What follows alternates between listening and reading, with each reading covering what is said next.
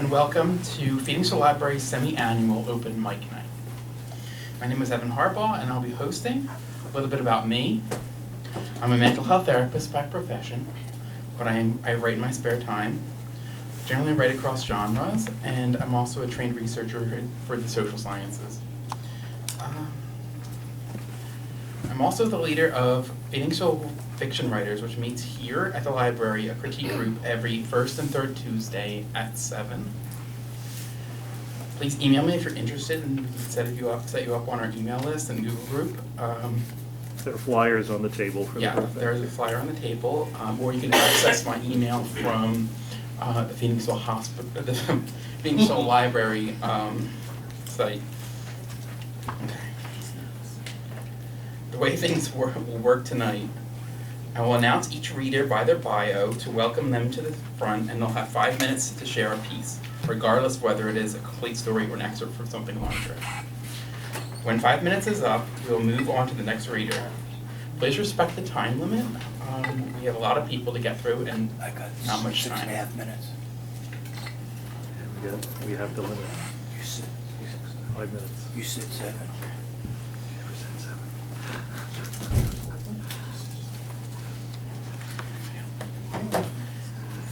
This short story is entitled The Antithetical Creed. Like great titanic fists upon the gate, the damned wailed upon the entrance to the mortal world. The pounding deep within the earth woke Mother Nera first. She rose immediately, knowing exactly what needed to be done, not bothering to dress or even cover her feet. She quickly jumped out of bed and hastened to the door to her suite. Yelling, she woke her sisters. "Lazara, hurry, the bell!" Her second-in-command, Sister Lazara, was a strong woman and priestess, rose with sleep in her eyes, and rushed in the direction of the bell tower. "Sisters, wake, I need your strength." Mother Nera cried to her sisters again. "We must all brave the labyrinth tonight, each as far as she can go." Mother Nera went next to the novices' quarters and found all of them already awake and out of bed. The young girls trembled at the sound of fury at the gate. Instead of giving them false hope, Mother Nera simply told them, "Children, we all must pray." Soon the bell rang out, and all the people of the town flocked to the abbey.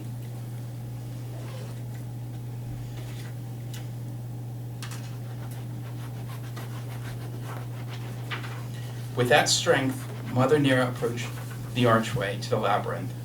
Standing before the maze that led to the gate, she hesitated ever so slightly. And at that moment, she felt a small tug on the hem of her nightgown. She turned to see Alorn, the youngest novice in her order's care. "We need to go, Mother." The youngest girl tugged on her gown once more. While leading the priestesses through the labyrinth, Mother Nera held Alorn's hand and kept her close. Only she, the leader of their order, knew the correct path, and the labyrinth was tricky. The maze tested those who traveled it, spiritually as well as physically.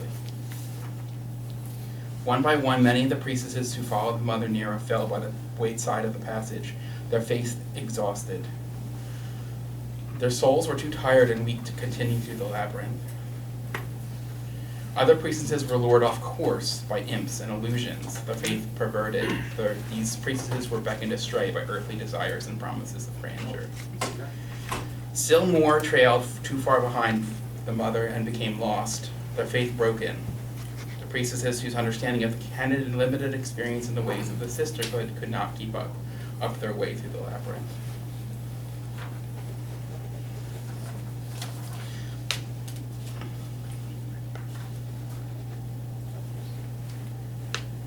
Soon, only Mother Nera, Sister Lazara, and Alorn the novice were on course towards the gate. As they neared the last corridor, Lazara was already out of breath. "Mother, I can't. Please, Lazara, I need your strength." Mother Nera slowed but did not stop, casting a glance back at her. "I have none left to give." Lazara fell to the ground. "Forgive me." Despite this, Mother Nera and Alorn continued down the last corridor. But soon Mother Nera's nearly collapsed. "Mother?" asked Alorn. "I'm sorry, child, I can't." Then she heard it.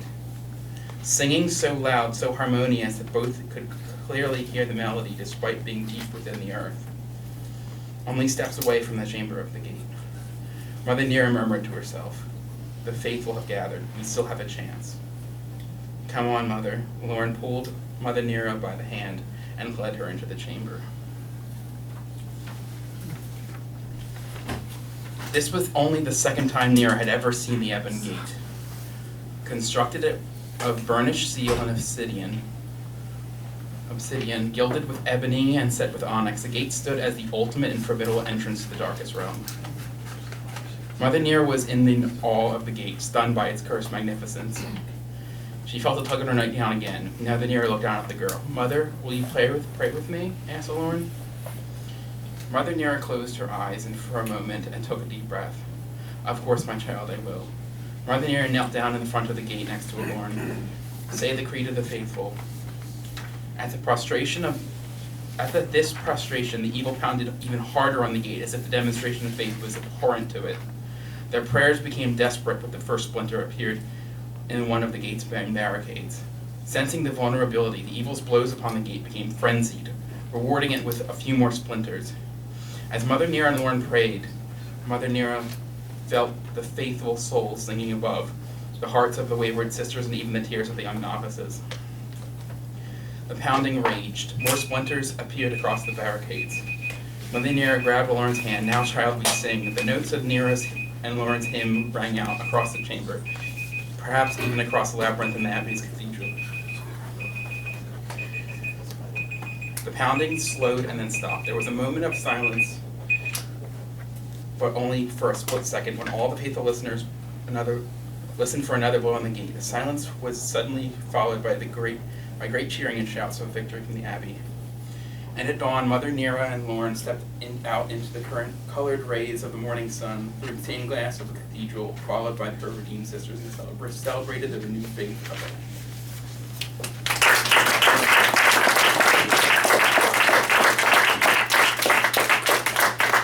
Please do as I say, not as I do. Okay. Let's see. Here. Is Chris here? Chris Alden? Okay. Jane Paffinger Butler. Are you here? Jane? Jane is not here, okay. Some didn't know that they were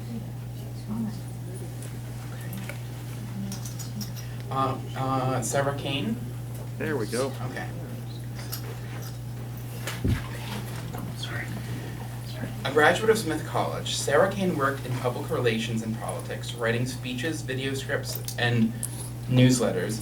Her first novel was The Eighth Circle, a noir political thriller set in Philadelphia and featuring reporter Danny Ryan.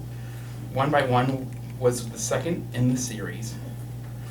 Currently, she has just completed the standalone novel Solstice and is now working on The Judas Goat, the third novel in the Danny Ryan series.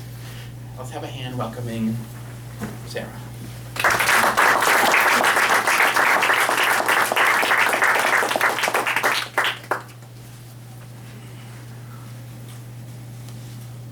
Hi, this is the first chapter from The Judas Goat. June 30, 1996. She wasn't going to do it, was she? Amy Johansson stood at the railing of the Henry Avenue Bridge and gripped the pole of the streetlight with both hands, balancing herself. In the park far below, a small group of hikers had gathered on either side of the creek and stared up at her. Several firefighters were attempting to scale the rocks on both sides of the bridge. Just looking down made her dizzy. The creek was very far below. She was running out of time. Her hands were sweating, and she could smell hot tar from the asphalt the road construction crew had laid down that morning. She saw blinking red and blue lights from the police cars and the 2 fire trucks gathered behind her. They had stopped all traffic on the bridge. She didn't care. A flock of Canadian geese passed overhead and she watched them for a moment. It would be easy to let go. "Amy, please come down off the railing. Talk to me." She glanced toward the man who spoke, the reporter who told her his name was Danny. He talked to her for what seemed like a long time. She wanted to trust him, He told her he'd help her, but she knew it wasn't true. No one could protect her. "Do you have parents who love you?" she asked. "My mother died when I was young." "What about your dad?" He hesitated a moment, and she saw something in his silence, a soft, slip-away look that was both sad and angry. He said, "I have a father. Where are your parents? I can call them for you." She shook her head. "I don't have anyone. I'm nobody. I'm a number." "You are somebody. You're not a number." She liked the way he said that, like he meant it. He had kind eyes, blue like the sky just after sunset. But the time for talking was over. She had to do it, didn't she? "I'm a reporter. I can help you." She could see he believed that, and for a heartbeat, she hesitated. Then she saw them. Those familiar faces at the far end of the bridge. They were talking to the police. They'd found her, and she would never escape. They'd take her back to that house, or worse, and the police would let them. No one would believe her. No one could help her. There was no choice because she couldn't go back. She wanted to fly away, just like the geese. She had to do it, no more questions. Better to go at once than die by inches. She asked, "Will you remember me?" He took a step closer and held out his hand. Yes, I'll write about you. Just come in, let me help you." A faint breeze washed over her, and she shivered despite the first heat of the day. "I don't need help. I'm free. No one can catch me now." She let go of the pole with her left hand and waved it in the air. Realization dawned on his face, and he scrambled to grab her. She smiled as she relaxed the fingers of her right hand and thrust both arms up toward the sky. He looked so surprised, so sad. She wanted to tell him it'd be all right, but she was falling, falling, falling.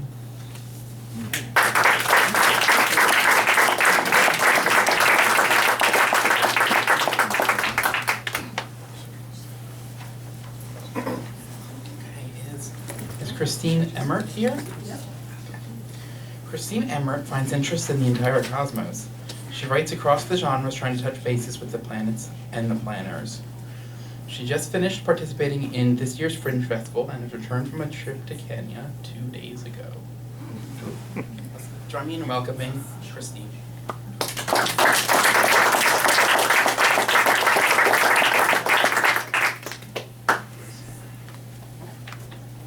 Okay, I'm reading you three, a little bit's down there.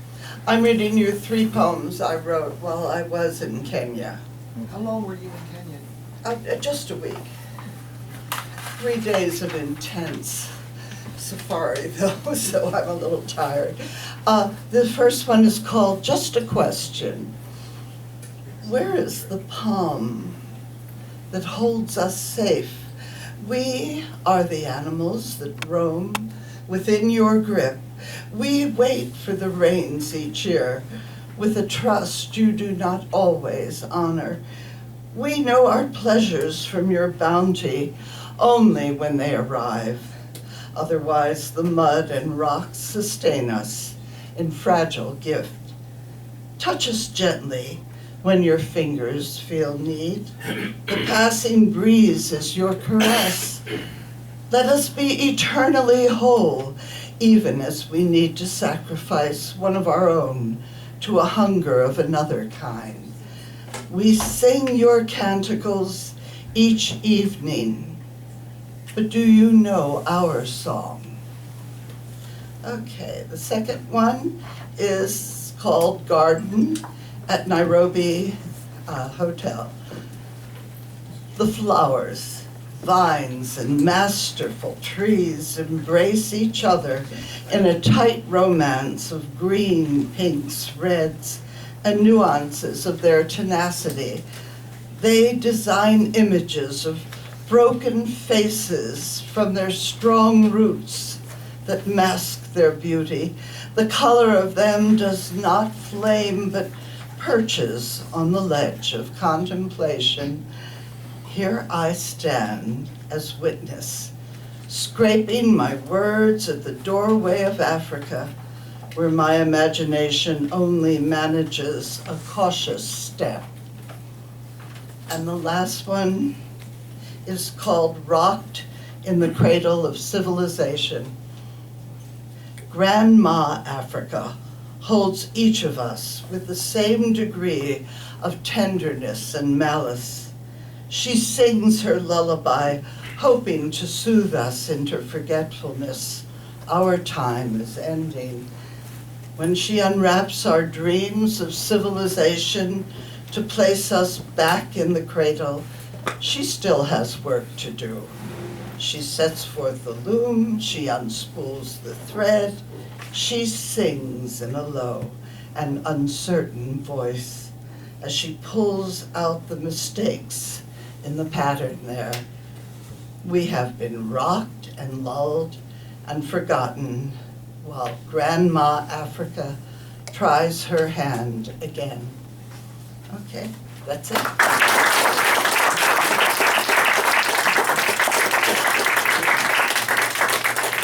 There are still empty seats here, so please come in and fill them. Please, please.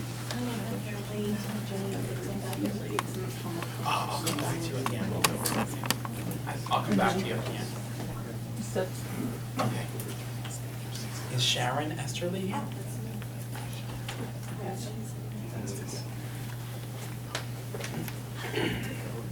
I'm gonna read your bio.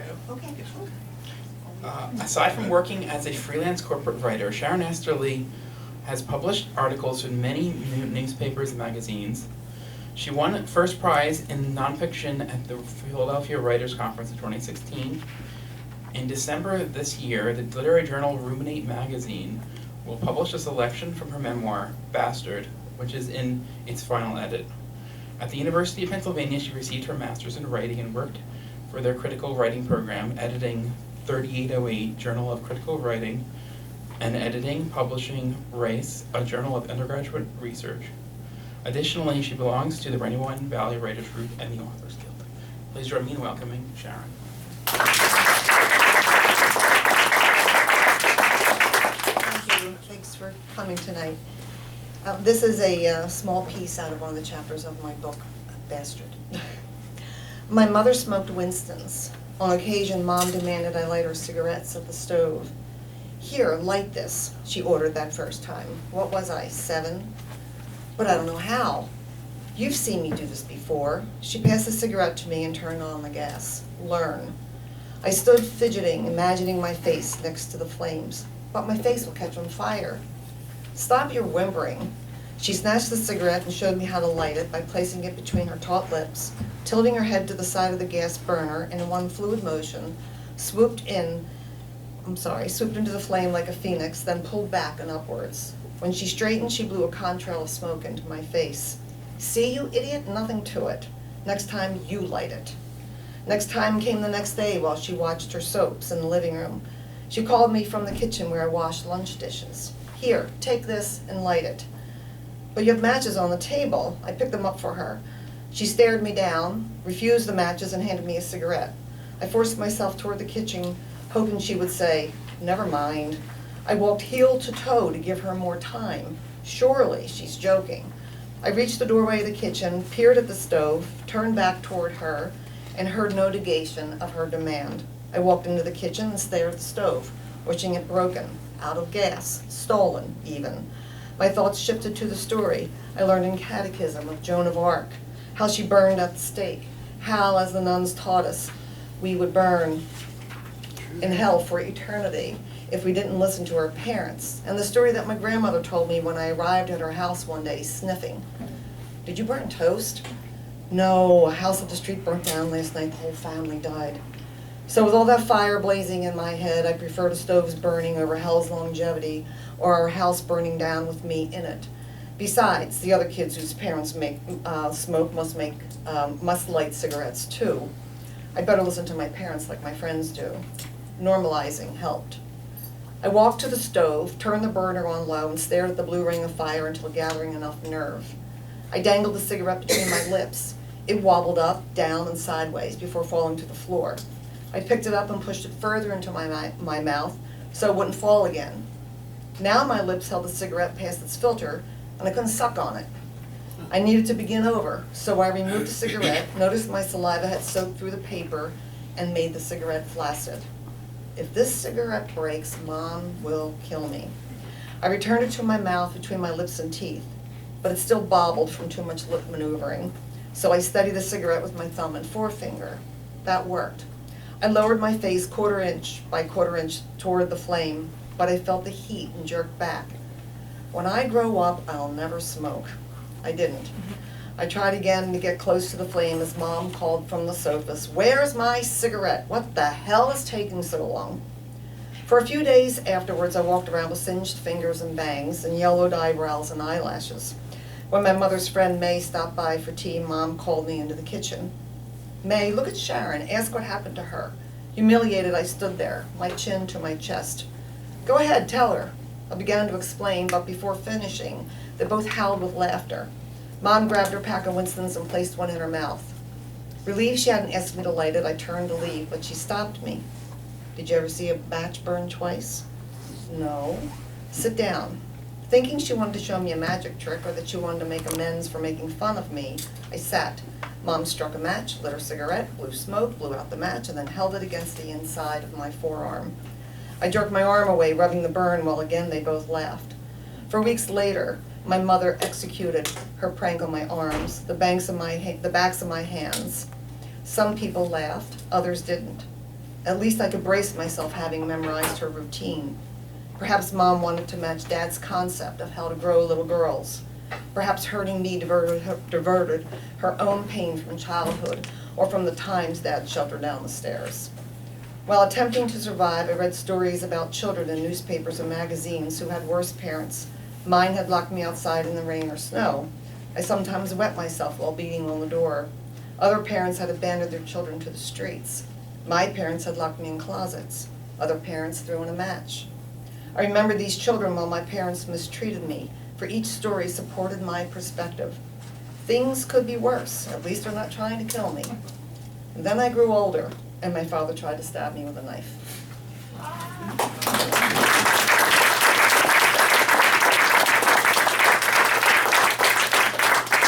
Still 2 open seats over here.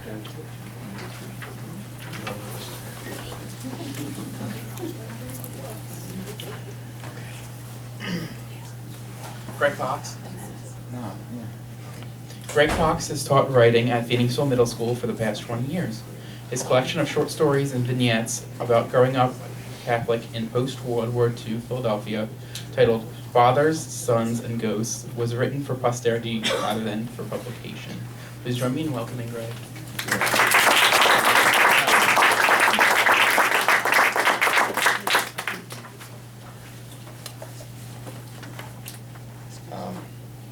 There you go. Joe Jr. was not quite 17 years old on December 7, 1941, but he was already dreaming about building skyscrapers taller than the Empire State Building. After completing his engineering program at Villanova College a few years later, he wanted to see what the world looked like outside of Pennsylvania before settling down.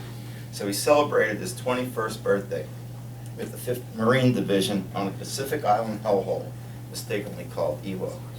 When Joe Jr. came home from the war in 1945, he was escorted by 2 heavily armed sailors who stood on either side of his flag-draped coffin until the last shovel of dirt was packed onto his grave. Their orders were simply to deny his parents any opportunity to identify the remains of their only child. My dad said he had almost forgotten about his younger cousin until we stumbled upon his gravestone one Sunday while visiting my mother. Private Joseph A. Bonifiglia Jr., born February 26, 1924, died March 2nd, 1945. 21 years of life compressed into a dozen words and numbers offering few details about the person who earned the right to rest beneath them. His hopes, his fears, the people he loved and those who loved him, all his dreams instantly vaporized by a bullet or a grenade or God knows what in war. What little I know about Joe Jr. came from my dad's fading memory, along with a few faded photographs. My dad told me his cousin was more of a brother to him than any one of his own 3 brothers, and he said he once heard his Uncle Joe cry to his sister that God should have taken one of her 4 rather than his only one. Such hurtful words, even if there was some logic to them. And now that my dad is gone, there's no one who remembers the sound of Joe Jr.'s voice, or the strength of his handshake, or the warmth of his embrace when he and my dad met for the last time in Hawaii. See you back home after we finish this job, Junior. Yeah, see you back home when we win. Twice each year on Veterans Day and Memorial Day, someone from the local VFW plants an American flag on Joe Jr.'s grave, then moves on to the next name on the list. I would like to imagine they pause for a moment to wonder if Joe Jr. ever had a dog, and what was its name? Did Joe Jr. play baseball? What was his favorite team? Could you count on him to cover your back in a fight? Did he have a girl he promised to marry when he returned from the war? I should have asked my dad these questions while he was still alive. In about 100 or maybe 200 years, wind and acidic rainfall will smooth Joe Jr.'s name from the granite, or perhaps the stone itself will be bulldozed in favor of a housing development or a spaceport. I guess it really doesn't matter, because long before then, every memory of Joe Jr.'s brief spark upon this earth will be lost among the grains of black sand on that beach of that lonely island, in the middle of an empty ocean where he sucked in his final breath. Any attempt to immortalize him with a story would require a fair amount of detective work, and I'd probably need to request the war records from the Veterans Administration. Then, just to make the story more interesting and appealing to readers, I would need to embellish some of the details and fill in the gaps using my own imagination, the same way the historians have been doing it for thousands of years. Only I'm not sure what Joe Jr. would think of that. You see, the real heroes I have encountered during my lifetime, they never seek the accolades. They seem content with doing what is expected of them when the opportunity presents itself. Then they prefer to quietly fade into the miasma of everyday life or history. And nowhere in chapter 11 of John's Gospel does anyone ask Lazarus about his struggle to fit back into the world of the living. I'll bet he often wished Jesus would have just left him alone to sleep in peace forever. No, I think I'm going to let this one go. Because the more I think about the words on this gravestone, the more I realize they say just enough, just like some Hemingway-esque vignette where it's the reader's job to fill in the gaps.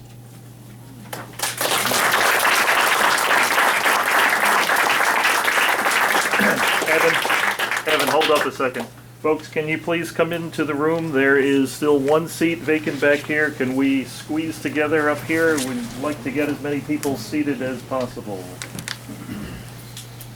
And I also need to count the number of people in here because we are very close to the legal limit for this group. 2, 3, 4, 5, 6, 7, 8, 9, 10, 11, 12, 13, 14, 15, 16, 17, 18, 19, 20, 21, 22, 23, 24, 25, 26, 27, 28, 29, 30, 31, 32, 34, 35, 36, 37, 38, 39, 40, 1, 2, 3, 4, 5, 6, 46. Okay. Come on in. What's that? Lock the door? No. Right here? Fire marshal would hate even that. Up there? Oh, yeah. Yep, wherever you can. Yep. Maybe not easier on that. I can't even get to a window. We can turn on a fan, if that would help. Any objections? Okay, no objections. CJ Hedrick is 31 years old and works at a pharmaceutical affiliate in King of Prussia.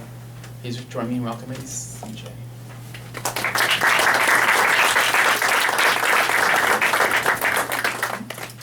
Howdy. I just published my first book, The Murata Legacy Ragnarok. The cover's over there along with a direct link to it. You can find it on Amazon, and I may as well read an excerpt from that. In the ink-black darkness, all was quiet. The only hint of life was the figure that leapt from rooftop to rooftop. Due to the speed with which the figure ran, one might have mistaken it for a cougar, but none would have realized it was actually a ninja. After a short run, he finally reached the roof of the building beside a luxury apartment complex. With a grin, he leapt towards the building and flipped around, landing on the side, feet first. Rather than falling, the ninja manifested his ki to cling to the building, and ran at an angle up the side until it reached an apartment with an open window. It was a routine exercise for the young warrior, but this time something different happened. No sooner did he reach the window did a snowball hit him in the face. A boy with a sharp suit and glasses turned on the light and chuckled softly, wiping the remnants of a frost off his arm. "Pretty clumsy, Makoto." "You're mean," said Makoto as he removed his goggles and hopped inside. "You knew when I'd be back, but the average bystander would have been bewildered. Actually, I sensed your arrival. If even I can sense you, that's a good sign you can't control your power as well as you used to." With that, he tossed Makoto a towel. "You've been going out more often." "Am I really that obvious?" Makoto dabbed himself with a towel. "I heard rumors of a new ninja migrating to town." "I heard the same. The difference is I stay home like I'm told and don't go on the ninja hunt." "Maybe it's because you're not as adventurous as you should be," pouted Makoto as he tossed the towel back. "If you can't keep up, I'll leave you in my dust." "Don't change the subject. Besides, one of us has to follow the rules and not risk exposing ourselves to the normal humans. Of course, it should be a keeper of the charade if anyone. Fine. Please don't tell Oba-chan me. If I could sense you, what makes you think Eiko couldn't?" "Yeah, that's true," said Makoto as he removed his gloves and boots. "Can I get you anything before I turn in?" "No thanks. Good night, Nissan." "Night." He stepped out of Makoto's room and walked down the hall before the lady of the apartment appeared before him. "Mistress?" "Christian," she replied. "I guess my boy's back from his romp around the city." "That's right." "Did he find his ninja?" "Nope." "That's no surprise. She doesn't actually move in until Wednesday." Nothing escapes her notice, does it? "So it's a girl then. That ought to make him happy." "I imagine so. Her name is Jasmine Clemens." "You even know her name? Even if it's you, she's not a very good ninja if you know who she is." "She isn't actually trying to hide herself. She was homeschooled all her life, and she decided to discover what the public school environment is like. Incidentally, calling her ninja is misleading. It's merely that her agility and precision can pass for a ninja." "A fake, is she? Here I thought things were gonna liven up." "I wouldn't relax too much." Christian raised his eye with intrigue. "What do you know now?" "I know a lot." "Oh, don't be mad. You know if I hide things from you boys, it's either for your own good or because I think it's funny. I never hide anything that could hurt you for not knowing. And yet, when you hide things for our own good, it tends to end in a painful lesson. Only because pain is an excellent teacher," she teased as she walked away. "I'll tuck in early. That'll be all, Christian. Night-night. Eiko, surprise is the spice of life, Murata, everyone."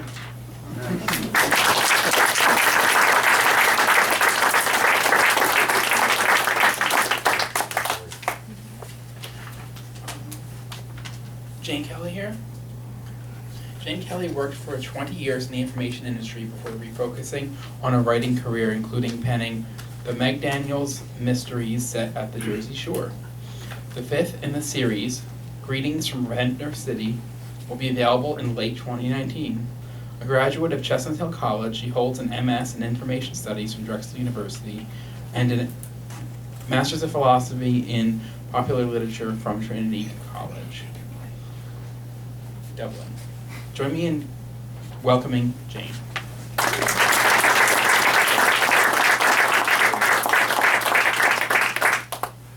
Thank you. I'm going to read a short story that I made a little bit shorter, so it'll go under 5 minutes, I hope. Okay. I remember the day my mother, it's called The Hug. I remember the day my mother hugged me. It was a Tuesday, the day after Labor Day, the day my sister didn't return from the holiday weekend. Back then, you couldn't text that you were never returning home. You either disappeared, which landed your name in the newspaper, or you delivered the news via telephone. My sister made a call to tell my mother that she had just crossed the Canadian border with a boy named Chad who needed to avoid Vietnam. All my mother got to say was, "But Gloria," several times. Then, after she slammed the receiver down, I heard the sound of the phone's rotating dial. I wasn't eavesdropping. My mother was right outside my bedroom door in the hallway, on the extension at the top of the steps, telling my father that his daughter had run off with that horrible hippie boy, taking all the light out of her life. Her long-legged, blonde, smart, athletic, musically gifted, perfect elder daughter was gone, never to return, not even for the position she had won at a prestigious girls' college. I ventured into the hallway to observe the unraveling of my mother's dream. That was when it happened, the hug. I became alarmed when my mother spotted me, worried when she moved in my direction, and downright terrified when she threw her arms open. The hallway wasn't wide. I couldn't escape as she came unnaturally close. She closed her arms around me, all the way around me, and squeezed hard. I let her hold me, although she could have gotten a warmer response if she'd pulled out the ironing board. She held on for an uncomfortably long time before I realized she was crying. I had just raised a hand to pat her back when she said it. At least I have you. My hand hung in midair. At least? What did that mean? At least? Was I the least she could have? I was still trying to decipher the meaning of her words when she released me, pulled a handkerchief out of her pocket and dabbed at her eyes. Come downstairs. Your father is on his way home. I heard her, but her words were drowned out by a single word bouncing around in my brain. Least. I was the least. My mother turned to go down the stairs, and my hands took action. Instinctive, independent action. They flew up, landed on her back, one on each shoulder blade, and pushed. She staggered down the first few steps, and then she flew into the air. She was actually flying, a bird in motion, a big, cumbersome bird nailed by a bullet, hunter's bullet, discovering she could no longer fly. She never made a sound, nothing made a sound until I heard the thud. Arms spread wide, she laid at the bottom of the stairs on her stomach, with her chin planted firmly on the rug in an unnatural position I'd only seen once before. I knew I was looking at a body then, I knew I was looking at a body now. Just to be sure, I knelt to put a finger under her nose. No air moved in and out. I checked her pulse, it was still. But I'd read those stories about miracles, dead for 4 minutes and miraculously brought back to life. That would not do. I sauntered to the kitchen where I perused the list of important numbers posted beside the wall phone. My fingers were steady as I dialed the police, but my voice was shaky as I told my story about how my mother tripped and fell down the stairs. My father arrived home to find cops and medics surrounding me. I blame Gloria for this. She's been so needy since birth, running your mother ragged, always asking for praise, and then to do this to her? To run off without a goodbye? And all that time you just plugged along, taking care of yourself, doing us proud. I'm glad you were with her. I shouldn't say this, but you were always her favorite. Whoa, me? Her favorite? He could not possibly have that right. No, I understood. He was buttering up the daughter. He needed to take care of him. I wasn't going to let that happen. Turns out I didn't have to worry. Only 3 years later, my father died of a broken heart. All that in a surfeit of vodka. He left me well off, and I didn't have to share with Gloria. Racked by guilt, she fell into a morass of shame, regret, and most important to me, drugs. She was dead before my father. I put the family money to good use, ended up with a PhD in psychology.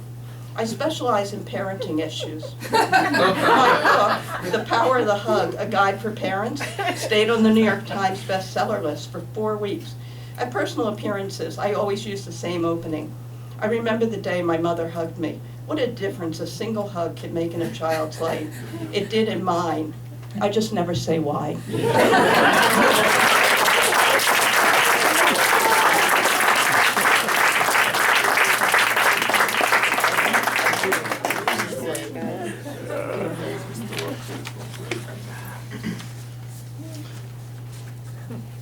Lenny Larsenes has been writing fiction and nonfiction for 7 years.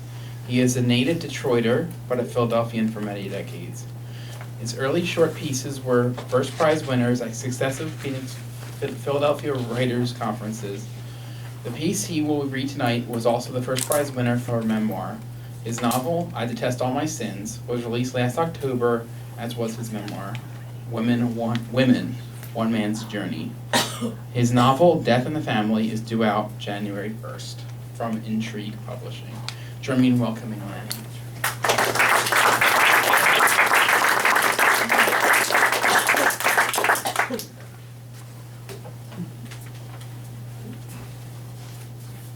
Thank you, Mark and staff, for a really nice soiree. This is an excerpt from my memoir, Women, One Man's Journey. It's titled Joe College. As a boy, then as a young man, I spent a lot of time at our family-owned restaurant in Detroit. I needed a short leash, so I often had to be there while my parents worked the place. I loved its parade of characters. My favorite was Joe College, afflicted with cerebral palsy so bad his joke was spit running down his contorted, grimacing mouth that when he died, they wouldn't bury him, they'd screw him into the ground. His big yellow 3-wheeled bike parked kitty corner from the bungalow barbecue announced his newsstand open for business. People would tender $1 for a paper that cost $0.25. and wait patiently while the gnarled vendor reached into his cigar box to make change, arms and hands flailing as if drawing doodles in the air. The memory of it takes me back to a typical scene. The dining room is empty, but for Betty, the waitress, and me. We both look up when a frigid draft signals the front door is opening. It's 10 degrees outside. A tortured hand appears on the inside of the door and slowly pushes it open. It's Joe, Betty says. It takes Joe forever to sidle the rest of the way through the door. The cold draft is now practically a wind as the open door on the opposite end of the long dining room sucks out the heat. His frail body is all jutting angles and knobby bones with the muscle strength of a baby. He's wearing a winter cap with ear flaps and dangling laces and a red winter jacket covering his corkscrew frame down to his knees. I yell, "Hiya, Joe," and give him a salute. He acknowledges me with a circular motion of his arm that looks like an orchestra conductor's, Joe's version of a wave. And his practically vertical, slobbering mouth twists itself into a grin as he grunts, which is Joe talk for hiya, Lan. As he gingerly makes his way towards us, he must hold on to the tables that line each side of the aisle. No simple task, since his arms flap like a drowning swimmer. Well, weak. Bent knees barely hold him up, and his spine contorted like wet spaghetti. His balance is as tenuous as a toddler's. Neither Betty nor I offer a hand. Joe wouldn't have it. Tortured step by tortured step, he makes his way to our table, falls into a chair, and says in Joe talk, "I bet my nose looks like a cherry," and grunts, which to him is a laugh, while spit and snot run down his face. I take a napkin and wipe it clean. I take off his hat and set it on a chair. I unzip his jacket. Though his speech is extruded through severely impaired throat and tongue muscles, I understand it. When I was a little boy, he said I was one of the few people who could understand him. Not many others tried. Most turned away from Joe. Perhaps the evil betrayal of his body, a grim reminder of their own vulnerabilities. Attention was the biggest gift he could ever expect. I yell out to the kitchen, "Hey, Eunice, spare ribs and fries for Joe." That little command, barked by the boss's son in his behalf, causes his eyes to shine as a twisted grin forces itself onto a spastic, dribbling jaw. Dad sold the business during my 20s and I never saw Joe again. But I never forgot him. His mangled body and recalcitrant nervous system afforded him every justification to be bitter or despairing. Yet he seemed as happy as fate would allow. I came to understand that though we treated him like a child, he knew what he brought to us, knew that our goodwill towards him made us better, that it was the resonance between him and us that lit up the room. He said to me once in his Joe way, "You're happy to see me, aren't you?" Nothing was twisted about Joe's soul. It was as straight as an angel's wing.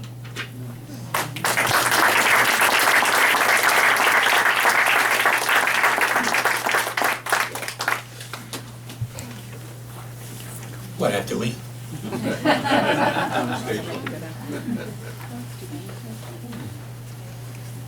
Okay. Dorian Redburn has lived in Philadelphia suburbs throughout her life. She loves to learn and has 3 college degrees from Westchester and Widener. Her many jobs include high school teacher, martial arts instructor, and IT project management. Now she is starting to write stories about the edge of the side. Join me in welcoming Dorian.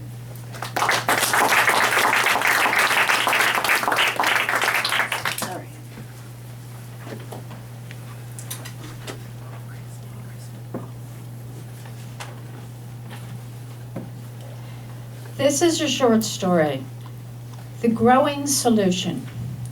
One summer morning, Alice made up 2 of her special recipes, one for growing roses, the other for her son's iced tea. She put one pitcher in the refrigerator, the other she used to water her flowers in the garden. Around noon, Sean got out of bed, wandered into the kitchen, and grabbed the pitcher. "Hey, Mom," said Sean as he drank a big gulp. "Is this a new tea? It tastes different." "It's the same recipe I always use." Later, Alice found her son sitting on the sofa watching TV. His hair was dark, long, and tangled. "Did you take a shower today? Or eat lunch? Or look for work?" Sean ignored her. Alice made up a tray of sandwiches and sat down next to Sean. "Here, have something to eat."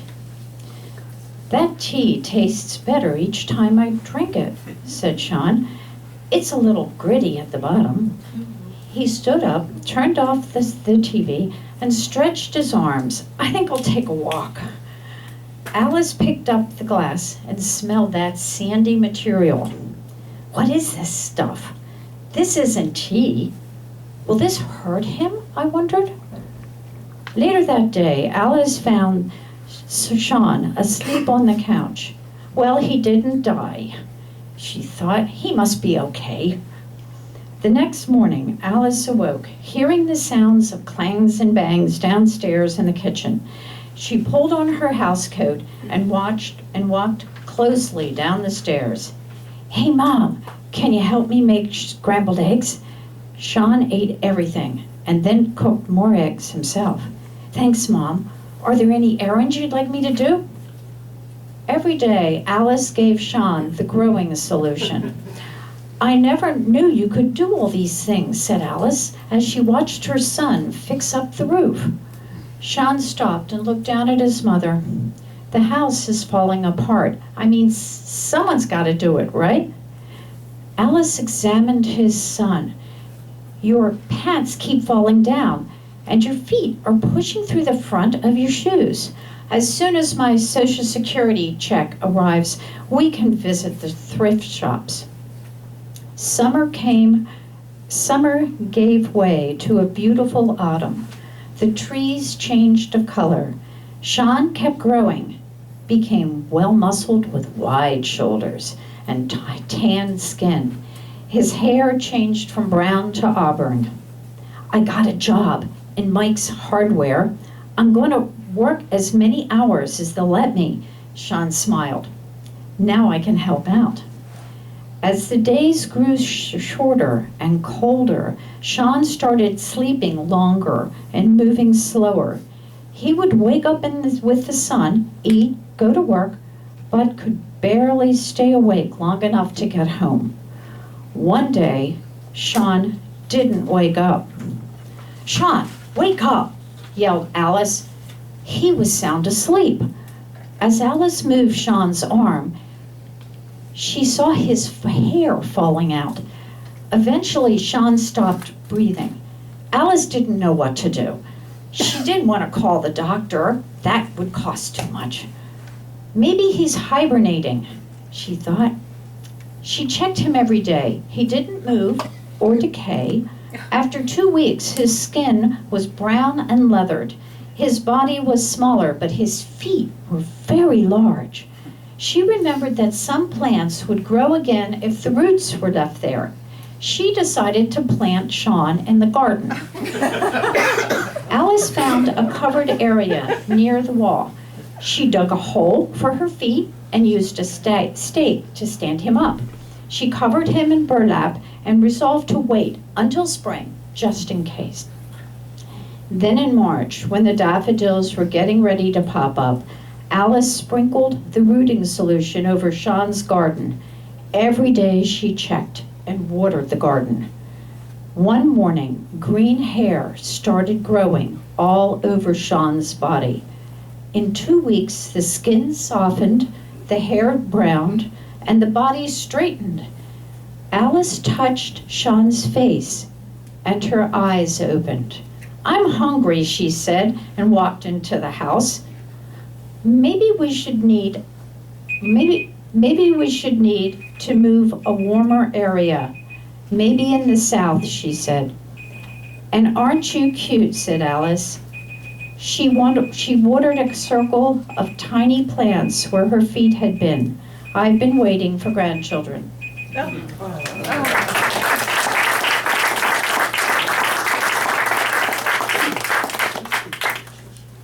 was slow down.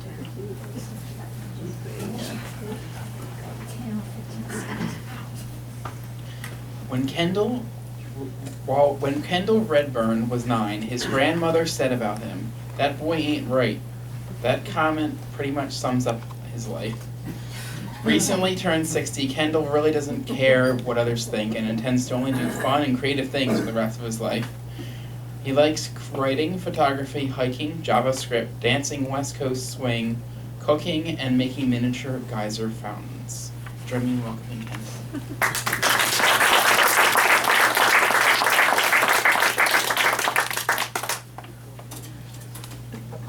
Interestingly, that comment came from my Uncle Bert. This is Shadows of Laura. It's a tribute. I have to tell you that my mother passed away last Christmas. After a wonderful dinner and a day spent with her grandkids and great-grandkids, she fell asleep in her favorite chair and never woke up. I gave her a 10 out of 10 for landing the perfect landing, sticking the perfect landing. That next week, my wife and I flew down to Fort Myers, Florida to visit with my dad. He and my older brother, who lives nearby, had my mom cremated and would inter her ashes in Sarasota after a memorial in May. So 5 months later, we flew once more to the Sunshine State for the memorial, where I met my mom's younger brother, my Uncle Bert, and his partner, Lee. I had not seen my Uncle Bert in 50 years. I had never met Lee, but I already knew I liked them. You see, these two men would take my mom on a cruise or some other extravagant trip every year. And that's all my mom would talk about for months before and months after. And it quickly became a Christmas tradition for me and my wife to help with funds and occasionally airfare for these trips. So I already knew I liked these men, but what I did not and could not expect was that my Uncle Bert would fall in love with my wife. Lee was not amused, but I was. Lee came around, and the four of us had a wonderful time together over the next 4 days, but sadly we all had to return home and resume our lives. But before then, my wife and I promised we would visit them in Springfield. But first, a little background. Bert and Lee were one of the 11 couples to sue the state of Illinois for the right to marry, which they won. Bert calls Lee his partner. Lee calls Bert his husband, repeatedly, to everyone he can, because he had to sue for the right to have one.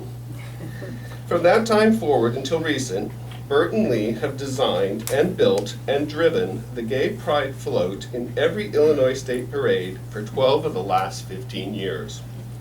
Now this last July, my wife and I visited Bert and Lee in Springfield, and on Friday nights, there's an informal gathering of the community at a local watering hole, where the first person I am introduced to says, "I knew your mother." Which is odd, because Springfield is 1,200 miles from Fort Myers. So I smile and say thank you, and Bert introduces me to another of his friends who also says, "I knew your mother." And so does the next, and the next. And suddenly, magically, there they were, shadows of Laura. Who were these strangers in the middle of the country that all knew my mom? Unbeknownst to me, year after year, my mother had been making a pilgrimage to visit her brother, and each year she helped him and his friends and his community decorate the pride float for the state fair parade, because that's what love is. I had discovered an ethereal trail of soap bubbles and followed it into a mystical land filled with a delicate nectar of memories and moments. It was a trail that led, over the next few days, in and around the city of Springfield, from the park where we watched the fireworks, to a used vinyl shop, to an Applebee's on the Strip. And each stop on that trail delivered to me an echo from the past of a friend my mother had made during her own travels there before me. Sadly, sweetly, every trail must end. Ours ended on a Wednesday night. My wife and I, and Bert and Lee, were dinner guests at Dave and Mike's house. A husband and wife, a husband and partner, invited guests in the home of 2 other married men. I could only marvel at the unfathomable thread of events, connections, and handshakes that had placed me there. 6 cozy friends, sharing food, playing Yahtzee, laughing, telling stories, and everywhere I looked were echoes and shadows of Laura.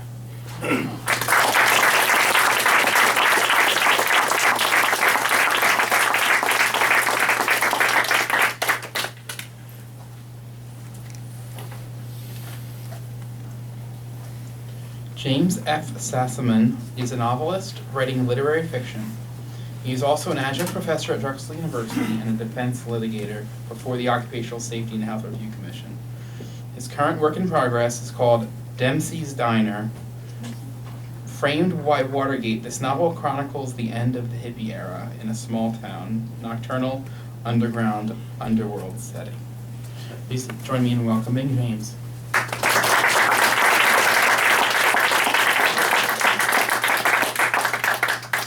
The novel is Dempsey's Diner. The chapter is Auto Workers' Dances. Ma, tu, perché ritorni a tanto noia? Many nights this question crosses my mind as I make my way down to Dempsey's. The waitresses, if they notice me out here, may recognize me as a diner patron, a crazy hour participant, or even a river roustabout from last summer. And if they do recognize me, they might wonder what I'm doing out here on the wooden fence with the junkies, la potuta gente. Several people with the wooden fence are unknown to me, but I do hear a familiar voice from behind, and I turn to see Ruthie. Slim, I'm at the coach light. Want to join me? I've never been inside the coach light, so I say, why not? And follow her inside. None of the people I know are here. You'll like the music selection, she says, pointing to the next room, adding, check it out. On the way back, I see that this is the pool room. As I check out selections on the jukebox, all I need to see is Manu Dibango, Sol Makosa, and I look no more. Back at Ruthie's booth, I'm about to sit down when some people come in, and I can hear something coming from the street, and I can tell that the sounds are coming from Dempsey's. Outside, I can see that the sounds can only have been coming from Dempsey's. This is a different diner scene from the one Ruthie and I have just left. An entirely new Dempsey's, a Dempsey's transformed into what can only be the old Dempsey's, a Dempsey's in the days of the auto workers' dances down the street at the amalgamated UAW Union Hall. Transformed by a huge crowd, a relatively huge crowd. Not as large as the river roustabouts assembled as a hiring hall in the Dempsey's parking lot last summer. No, this crowd appears to be about 24 people spread out all over. This is a peaceful crowd, huge, talkative, convivial. Some are engaged in conversation and others are just laughing. Laughter predominates, and there are no cops going around the diner at this time. Some people are talking to the junkies at the wooden fence. Some are making their way through the parking lot, and some are having conversations right in the middle of the street, right in the exit driveway itself. They occupy this space in a most casual way, as drivers caught up in this gathering just sit, waiting for clearance, which is show slow in coming. I have never seen such a throng at Dempsey's Diner. I have never seen anybody smoking joints right out in the open down here, but some of these people are doing it. Smoking herb with cigarettes going on at the same time and passing the joints along by notifying the next guy that the joint is coming, but coming from below. Joints are being passed along with arms down, just in case the man comes through. But there is no man here tonight. No man and no canine patrol car with its endlessly barking German shepherd who always manages to have dog hair and slobber all over the backseat windows. In this throng, there is no pressure. People walk freely around the parking lot, around the wooden fence, and even inside the exit driveway. Friends shaking hands, saying, how do you do? People move among the cars and the drivers are not pressing other drivers to inch up closer to the light. Instead, they too are part of this conviviality. Drivers talking to those walking all around, greasers talking to heads, diner people, and junkies. No clamor here, just a congress of voices with everybody equal in conversation. Next, the unicyclists make their appearance. Always a group, sometimes 2, sometimes 3 or 4, appearing out of nowhere to demonstrate their prowess as they weave in and out around cars in Dempsey's parking lot, which has to be a challenge since they now have to negotiate their way around all these people and all these cars. But they pull it off. and then they pedal out onto High Street and disappear, leaving this crowd just as loud and talkative as they were when the unicyclists first showed up. I hear terms like zapping, right on, and freaky wheels, as well as constant giggles and outright laughter coming from any section of this crowd tonight. This is a Dempsey's at its ne plus ultra. This has to be the grandeur that was Dempsey's Diner in the days of the auto workers' dances. This is something not to be missed, so why not show it to Ruthie? Back inside the coach sled, I find her talking and I break her away and take her outside, and when I do, I can see that the scene is dispersing right quick. Only a few stragglers left. We see no signs of police, and the only conclusion is that the scene fell apart of its own accord. And I'm thinking, but I'm not saying, I'll probably never see anything like it down here again.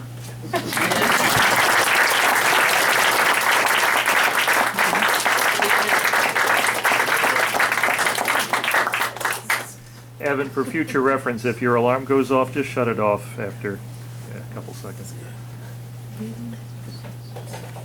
Linda Speckles knew she wanted to be a writer since she was about 4 years old. She has a master's degree in writing studies from St. Joe's University, where she studied everything from rhetoric and journalism to poetry. Her passion remains poetry and fiction, and she has been published in Sixfold, a literary journal.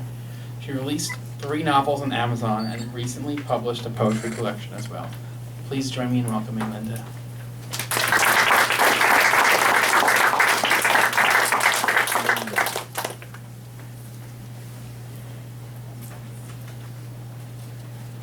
So I'm going to read from something I am currently working on. It's kind of untitled. I'm tentatively calling it Myths for the Modern World, and it's inspired by Maori mythology.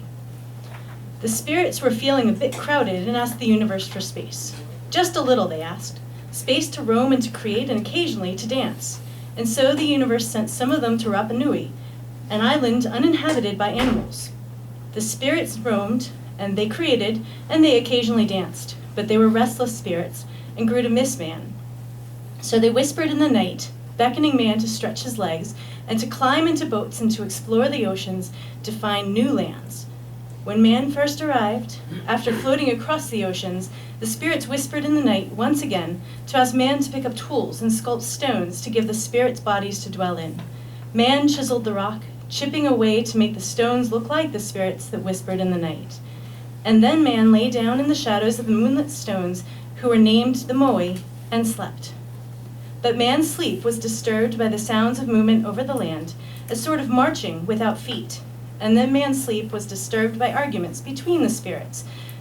Some believed that man should have given the stone bodies feet or other appendages to allow them to wander the land with ease. Some men opened their eyes to see the statues wobbling carefully down to the sea, but they opened their eyes again because the sight of stones walking across the land was too startling.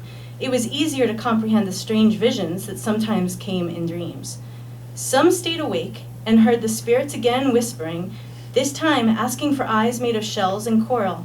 Make us eyes so that we can watch over you, they said, and so man gave the Moai the ability to see. The Moai often stood, looking in at the island, their backs to the sea, and so the Moai could not see man's future across the vast water, nor could they see their own futures, looking in at each other. Soon, the story of the Moai would float away on the wind, like the whispers of the spirits themselves, leaving the future to try to figure out the past. Time reclaimed the Moai's eyes, and gradually the earth and the wind and the rain began to reclaim the stones themselves, to return them to gravel and sand and to set the spirits free. But man is curious and must try to unravel all the mysteries and map the world, both the known and unknown places. When they again discovered this small island, once the place of spirits and an ancient civilization, they wanted to understand these statues they called the Moai. The universe watched as the men studied the Moai. But the stones are silent. They are not compelled to open their mouths and tell their secrets to the world. But man, ever the scientist, has studied them, imploring them to tell their tales, looking for the secrets to their stories their petroglyphs could tell. But this language is also silent. Some claim the Rapa Nui, the original settlers who were named after the lonely island, used sledges, some log rollers to help the Moai walk. Some men reasoned the Moai's eyes created a groove for the Rapa Nui to lash on ropes and walk the stones wobbly across the land. Time has reclaimed their eyes, and the ground has reclaimed parts of their bodies. The remnants of the moe stand and look away from the sea, no longer guardians of the people, but guardians of the secrets hidden in the past, secrets from a people who left no record. If you listen closely to the wind, though, you can hear the universe explain. They are there to remind man of the power of magic, of the man's ability to only stand on the edge of understanding. Shortly after the universe had worked its magic, with a gentle puff of breath on the particles that made up all things, the puff of breath became a maelstrom, swirling all the bits of all things together like pieces of jigsaw puzzles. A tiny voice echoed towards the void. "What is my purpose?" And when there is no answer, the voice spoke again. "I am small, a maggot really. I am confined, sentenced to spin a fishing line to catch the hapless bugs that wander into my cave. And when I finally sprout my wings to fly, I only live for a few days. What is my purpose?" The universe was silent for what seemed like eons. It finally spoke, though, telling the melancholy maggot what the universe knew to be true. There are creatures that walk on two legs. They have a gift that no other creature has, imagination. Their imaginations will spin tales of monsters in the darkness and beliefs in the dangers of the void. They will create lights that illuminate the night and disrupt their own sleep. These darkness disruptors will do nothing to dispel the monsters or drive their fears away. They will only cause the stars to go into hiding and keep the silence of the night away. Though your life may be short and confined to a cave, you will be a reminder of the things that they have lost. The sprinkle of stars across the black canvas, silence made visual. You may be a reminder of what they need to rest, to allow the dark night sky to spin a spell of wonder. They won't call you maggot, but rather glowworm.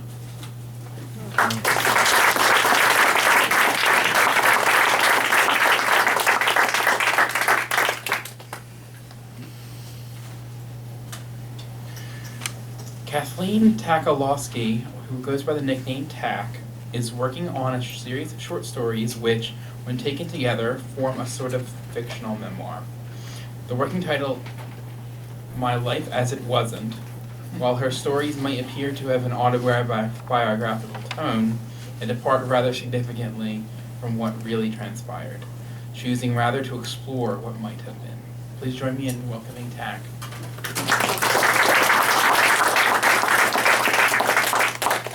Thank you. Do you play softball? I was standing in the hardware store, contemplating the immense selection of screws and nails, unsure of how to choose what I needed for my project. I was 22 and living happily in my own place for the first time. I knew that the woman asking the question couldn't possibly be talking to me. The last time I had played an organized sport was in 8th grade on the recess lot when Angie Parsons put together a game of kickball, and even then, organized was pushing it. So I looked out of the corner of my eye to see who she was talking to. She was smiling, hopefully, at me. Me? Softball? I had heard of softball, seen a few games in college, but this woman with the warm brown eyes standing there in her khakis and slightly girly version of a flannel shirt, the kind that, when the sleeves are turned up, has the opposite color matching plaid, looked like she had just stepped out of a Land's End catalog.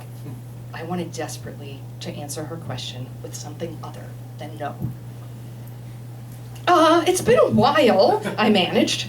But you know how to play. We need a 9th team member to qualify to register for the municipal league. One of our players got a job and can't commit to the league this summer. We practice on Mondays and sometimes Thursday evenings, and games are on Saturday mornings. What do you say? Join us? I knew I needed to say something, but I was fixated on the teeth that formed her perfect smile, the curve of her neck where the flannel began. I thought if I said yes, that she would give me her number, and then I'd get to see her on Mondays and sometimes Thursdays and Saturday mornings. But I also might imagine myself missing a fly ball, letting it land in my face, and walking off the field with a bloody nose. Sure, I said, that'd be great. Instead of giving me her number, she asked for mine. I scribbled it on a receipt from my bag like we used to do back in the era before cell phones, as she told me to meet them at the old middle school on Thursday at 6. Before she walked away, she extended her green and blue plaid arm and said, "I'm Jess." I shook her hand for what must have been a little too long, because finally she said, "And you are?" "Oh, I'm Tess." "Cute, our names rhyme. See you Thursday." And she was gone. As she walked away without any obvious purchase, I wondered if she came to the hardware store with the express purpose of finding some athletic type who does home improvement projects on weekends. I looked down at my Saturday morning uniform of flowered leggings, black flats, and an oversized sweatshirt, and wondered how desperate her group must be to make a team that she asked me. Then I panicked. "You have to teach me to play softball in 4 days," I shouted into the phone at my college roommate, Marcia. While I had been reading Gloria Ansaldúa in my Spanish classes and singing in the choir, Marcia was majoring in kinesiology and playing sports. What? Why? An adorable Land's End model at the hardware store asked me to play on her local team. What were you doing at the hardware store? That's hardly the point here, Marsh. I told her I know how to play. Help me. Marcia agreed to give me some pointers the next day. Meantime, I read up on the game, starting with vocabulary. Ball, bat, bases. I'm going to be fine, I thought. Then I came to the finer details of the infield fly rule and the strike zone. But I had trouble concentrating because mostly I was thinking about Jess and the bases we might run together. Marcia agreed to lend me one of her gloves, or had she called it a mitt? If I went to practice with a new one, everyone would know I'd never played. The next day, Marcia met me at the local park. She suggested we start with a simple game of catch. Of the 10 or so times she threw me the ball, I did not catch it even once. But I didn't run away from it as I had done a decade before. I thought that was progress. Marcia thought it was pathetic. "You can't even catch the ball. How are you going to hit it?" Somehow the two did not seem related to me. "Okay, let's try batting," said Marcia, feigning optimism. She showed me how to hold the bat, and I put my feet parallel to home plate. Then, for some reason, I thought she would pull an orange cone from her trunk and place the ball on it. Isn't that how you practiced? Instead, she threw the ball at me. It seemed so rude, aggressive, and then just sad as it landed at my feet. "You have to swing at it, at least try," Marcia practically shouted. I swung a few times, but it was no use. There was no way I was going to learn enough in 4 days to convince anyone I was a softball player. I sulked around until Thursday evening and headed over to the school where the team practiced. I wore sneakers, carried Marcia's worn mitt, and made sure my bandana matched my shorts, but I doubted I looked the part. "Hi, Tess." Jess was warming up near what looked like a bus stop shelter. Was that the dugout? "I tried calling you, but I couldn't read your writing. I hope you don't mind, but Kip's job fell through and she's able to play after all. You can still practice with the team, but we might not need you to play unless someone else can't make it." "Fine by me. I am a great bench warmer," I said, relieved, imagining how cute Jess would look covering first base in a plaid flannel cap.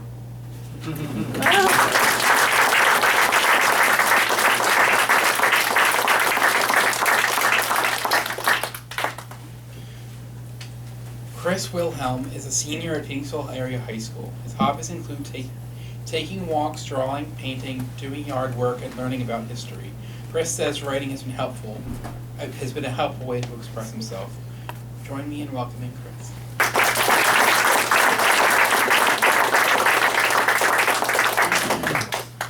Thank you.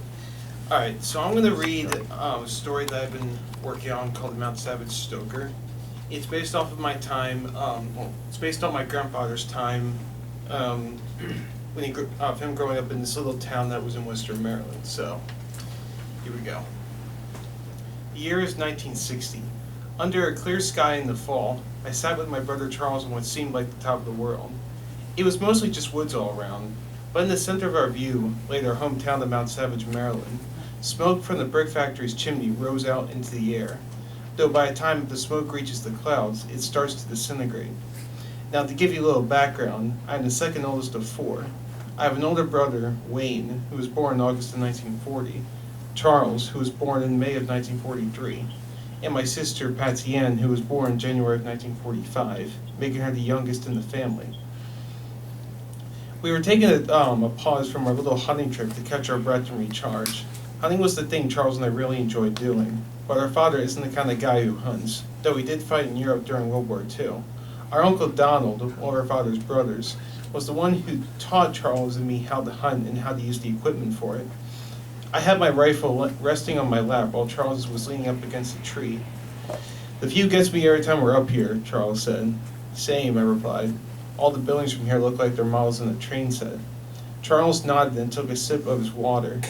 My eyes were now on a buck that was walking through a small field down below us. It paused in the middle of the field for a couple seconds and looked around like it was suspicious of something. Then it turned and dashed off into the woods that were beyond us. Then without looking, Charles said, "Hey Jim, you ever thought about getting out there in the world someday?" Then I said, "Well, of course. There's more job options out there, all with the better chances of starting a family." Then Charles said, "When I get out there, I want to get married to a beautiful woman and have a total of 10 children with her." I had a feeling he was joking about that, so I asked him, "Do you really want to have 10 children?" Then Charles laughed and said, "No way, man, that would be a nightmare. Maybe 2 to 4 would be good with me, but 10, I don't see that in my future." Charles did have a coded point in his joke. Our parents had come from big families, and I think he often wondered about He often wondered about how it was possible to care for so many kids. But I think he wasn't too worried about the whole idea. Charles turned his head and stared back towards the town. For me, I had decided to close my eyes for a couple minutes and think. I could feel a cool windy breeze hitting my face and hear the sound of branches from the trees rattle. I could also hear Charles moving around, but I wasn't sure what he was doing since my eyes were shut. When I opened them back up, Charles was standing near the edge of the hill holding his rifle in between his arms. Noticing that the sun was beginning to descend, I got up and walked over to where Charles was. "You want to start heading back?" I asked him. Then Charles said, "Yeah, why not? I'm getting a bit sleepy anyways." From there, the 2 of us hunting boys began to proceed their way down the hill. As we approached town, the sound of a familiar rumbling train engine roared nearby. Our house is located on Calla Hill. It has 2 big windows in the front and a garden patch that lays along the pathway which leads up to the side entrance. I will tell you, I really admire flowers, but the big flower people in the family are Patsy Ann and my mother. The color of the house is a medium red with a gray tiled roof. In a small valley down below sits the home of my Aunt Annabelle. From what I know, she wasn't married and rarely left Mount Savage. Now and then she might have gone out to one of the shops downtown, but most of the time she was just there, in that old dusty home with all these stacks of random equipment lying all throughout the house. I noticed our father standing on the porch smoking a cigarette and looking at the mountains that were out on the horizon. By now, the sun was halfway down and the sky started to become a purplish and blue color, with orange and yellow dimming beyond the hills. When Father noticed us, he said, "Hey boys, how was hunting?" "It was good," Charles said. And I said, "Yeah, not bad." "Glad to hear," our father said. "Dinner should be done soon." The 2 of us nodded at him and we made our way into the house.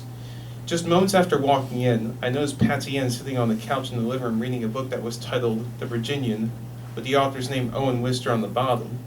Mom was in the kitchen putting the last touches on dinner. Tonight it was chicken with broccoli. I went to my room and unloaded my gear into the closet.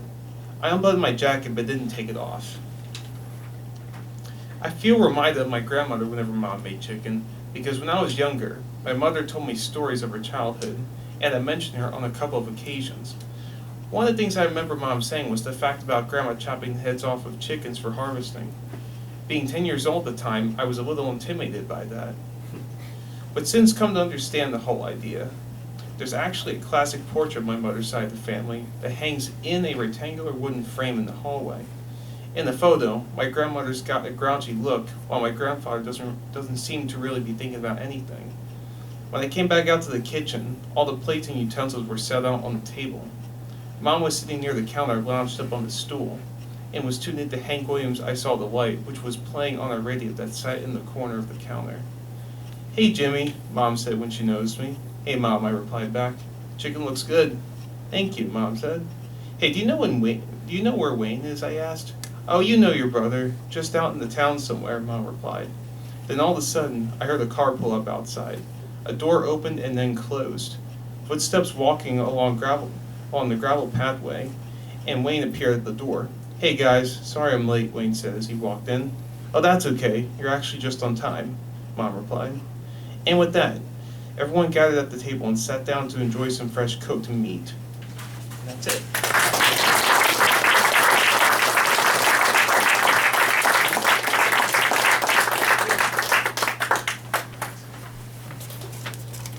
Donna Wilhelm is not an award-winning writer, In fact, the only reason she writes is so she can keep calling herself a writer.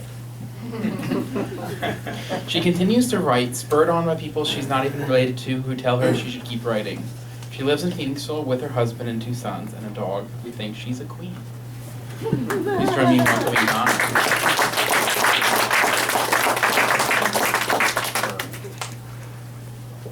Thank you. Some people pursue greatness. Others have it thrust upon them at 4:45 p.m. on a Thursday in August. It had been a trying day. Although we were on vacation in Myrtle Beach, there was some tension when we were unable to find vouchers for a minor league baseball game that were given to us by my husband's Aunt Terry, who works at the ballpark. I thought she handed them to you, Rich said, frustrated and attempting to shift blame. She did, and then I handed them to you, I said, shifting it back to its rightful owner, who can play at that game. They were eventually found in the pocket of his shorts after they'd been through the washer and dryer. He texted Terry and she told us to take the tattered remains to the ticket office to exchange them for the actual tickets per the original plan. She let the ticket office know that our vouchers had been through the wash but could still be accepted in their shredded, albeit clean and fluffy condition. Embarrassed, we walked up to the ticket window with our pieces of barely readable vouchers. Surely we couldn't have been the only idiots to ever watch their ticket vouchers though, right? So has anyone else ever done this before? I asked the woman at the ticket window. Not on my shift, she said, laughing. Okay, maybe we were the only idiots to have done that. At 4:45, another text from Terry came through. I want to see if you and or Donna want to do one of the games in between the innings. The one they're looking for is, wait for it, ribbon dancing. You and Donna would be competing against each other to see who does the best ribbon dance to the Titanic theme. It is really a lot of fun. One of you will be on the first base side and the other one will be on the third base side. Rich and I are introverts. Ribbon dancing is not our thing. It might be more his thing. He has a side gig as a cemetery tour guide, so he's okay with being the center of attention sometimes. Me, not so much, so I cannot overstate my horror at seeing this text. In the end, we decided to bite the bullet and do it if it would help Terry out and to thank her for the free tickets. Our sons signed up for knockerball, which they were excited about because what 21 and 17-year-olds don't want to don huge inflated plastic cylinders and try to knock their brothers to the ground by body slamming them. It's what they do at home, only safer and in front of thousands of people. Around the third inning, Rich got us both plastic cups of $2 sangria. I think we're gonna need this, he said, and I agreed and downed mine in less than 5 minutes. At the top of the 6th inning, it was time to meet our handlers, who took us to our respective places on the field. As we made our way down through the bleachers to the field, I was cheered on by spectators. "Make sure you twirl," one guy yelled. "Oh, I'm gonna twirl," I yelled back, the sangria clearly taking effect. The song we ribbon danced to, I at third base and Rich at first, turned out to be not My Heart Will Go On, but Elton John's Tiny Dancer. Ironic, as neither of us could be accused of being tiny or dancers. And we were about to get bigger, split screen jumbotron. I didn't look at Rich across the field as the music started. I just concentrated on staying in motion as long as the song was playing. And move I did. Ribbons in each hand, I waved my arms high. I ran up and down the third baseline, streaming the ribbons behind me. I twirled. After about 45 seconds, the music stopped and it was time for the crowd to pick a winner. My side gave me a roaring endorsement, but Rich won, apparently, by adding a jump to his routine. Bastard. I do think the competition is geared towards the guys anyway. Rich's handler had said as much. What the crowd really likes to see is middle-aged drunk guys making complete asses out of themselves. Check, check, and check. Well, he wasn't drunk, but he probably had a decent buzz going. Leaving the field with what little dignity I had left, not that there was much to start out with, I was greeted with applause, high fives, and chants of "Donna, Donna" from the fans in my section, and I rode that high for at least the next 20 minutes. I had done it. I had made a complete fool of myself in front of thousands of strangers and lived to tell the tale. I mentally put the experience on my bucket list and immediately crossed it off. I was actually kind of proud of myself. And even though he texted his aunt that he would need to move in with her and his grandmother after watching that spectacle, our 21-year-old was way deep down inside proud of me too, I think. We didn't go away empty-handed. I got a gift card from Dick's Sporting Goods, which I gave to my younger son. And besides bragging rights, Rich got a gift card for a free bloomin' onion at Outback Steakhouse, which upon inspection when we got home to Pennsylvania could only be used at the Outback in Myrtle Beach. Terry gave me a bottle of wine and called me a rock star. After that night, I hung up my ribbons and retired. Greatness had found me for a brief moment, and while it was fun, it was also exhausting to sustain for more than half an hour. I'll leave that to the actual rock stars.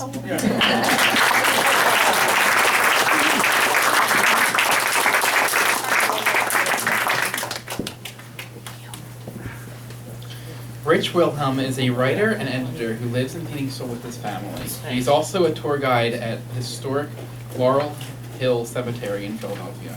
Views music for the Pop Matters website and makes really cool notebooks out of old VHS boxes. Please join me in welcoming Rich.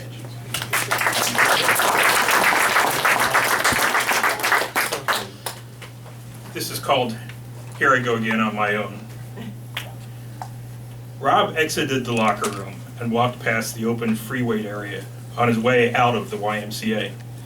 The early morning weightlifters always picked classic rock in the morning, and today was no exception.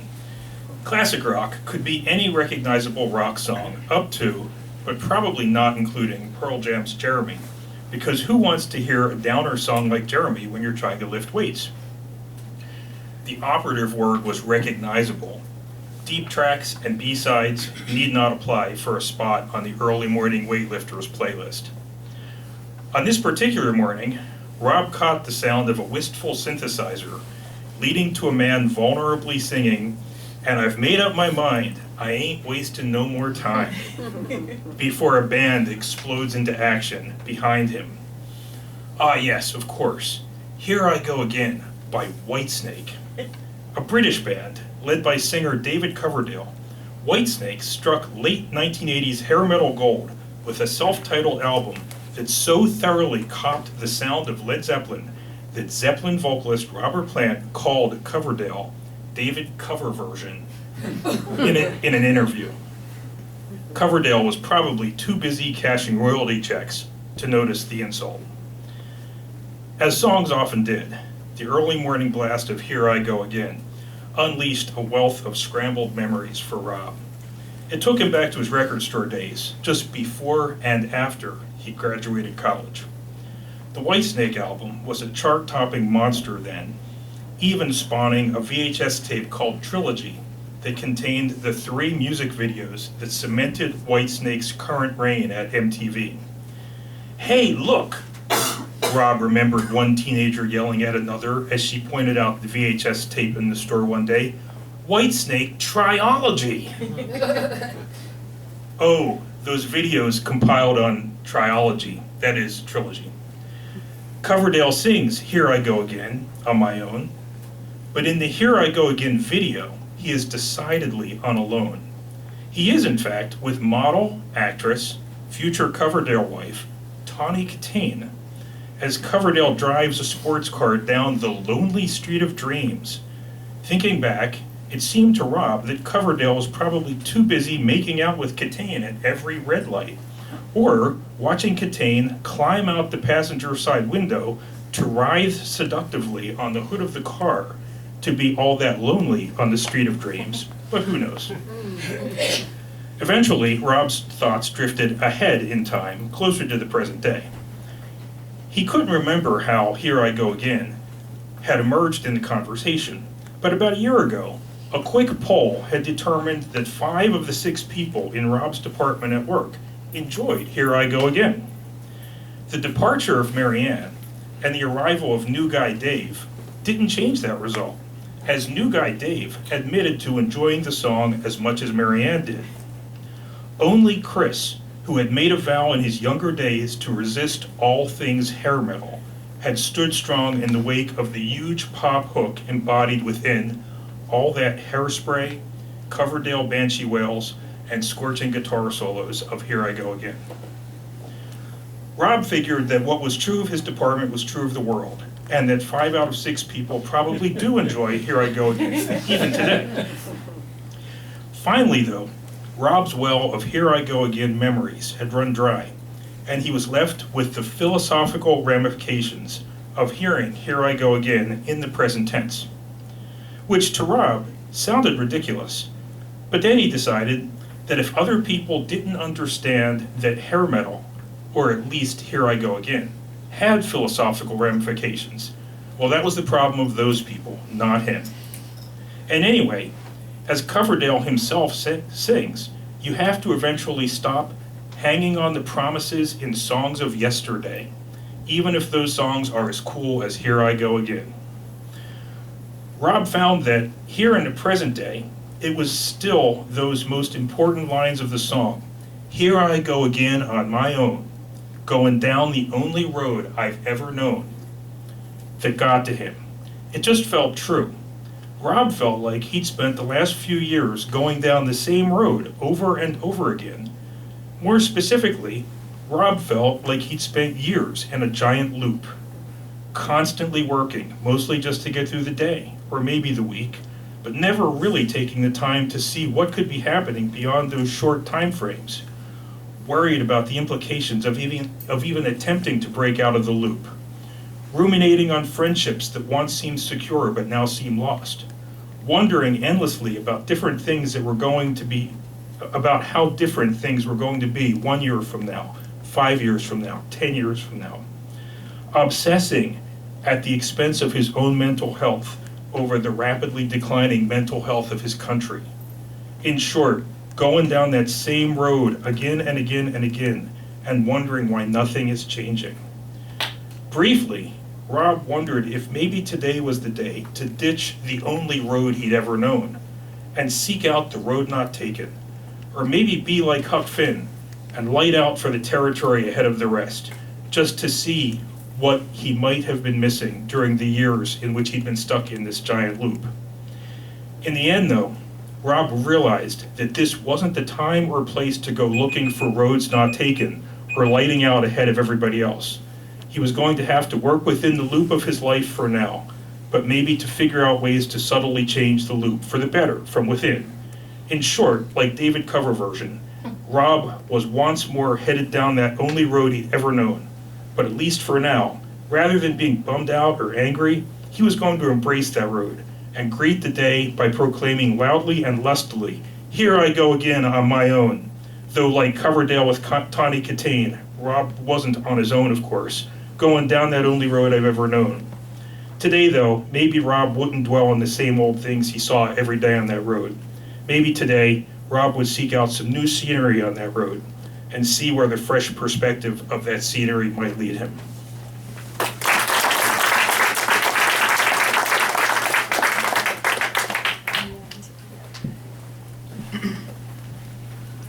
By day, Gary Zenker writes all sorts of marketing copy to convince people to buy things that they might not otherwise need.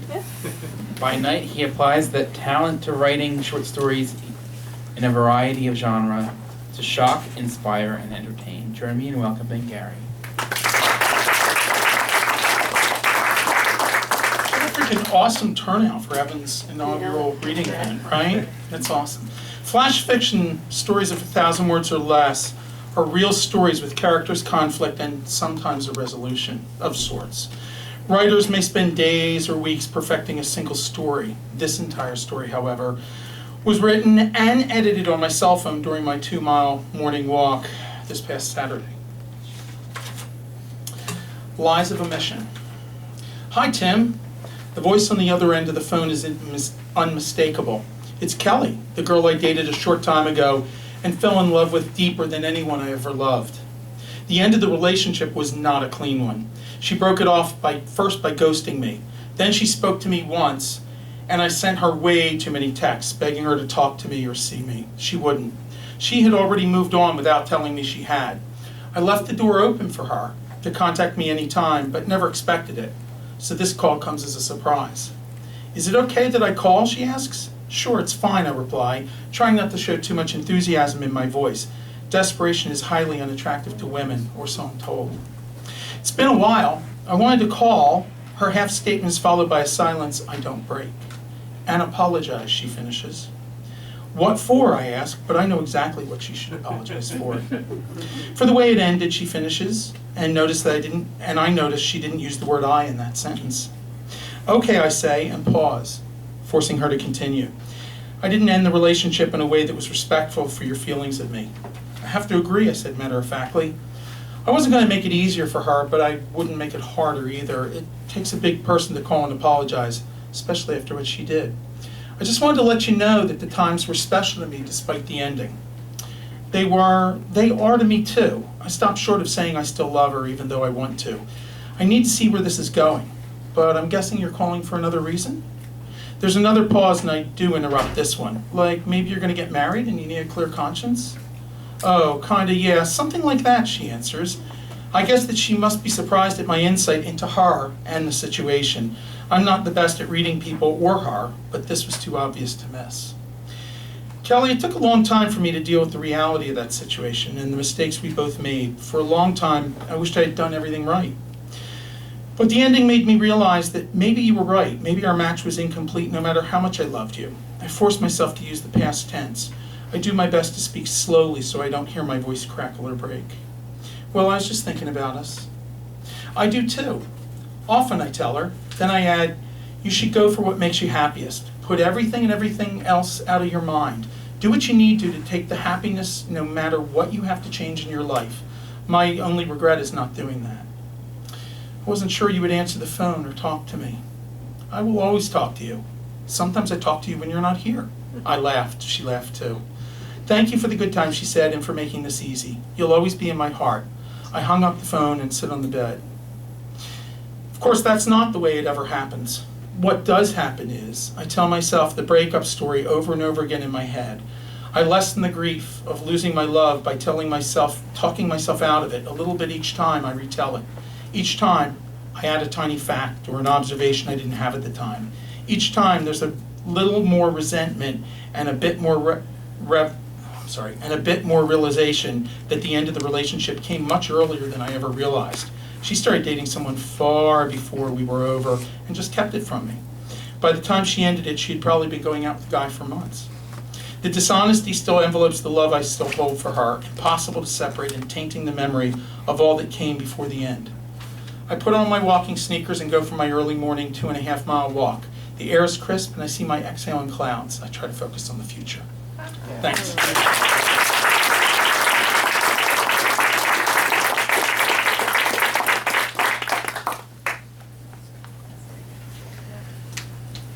Christopher Alden is a retired Coast Guard veteran who served for 22 years all across the U.S. and in some foreign countries. His travels took him to many beautiful and unusual places, including Greenland and the South Pole. He grew up in the Detroit area and earned his BA in English from the University of Michigan. Christopher is an active member of the Mainline, Brandywine, and Philadelphia writers groups. He also volunteers as a first-line reader for the online creative nonfiction publication Hippocampus magazine. He writes fiction and creative nonfiction when he's not working on honey-do lists, walking the dog, or goofing off. His short stories have earned honorable mentions from Reader's Digest. Join me in welcoming Chris.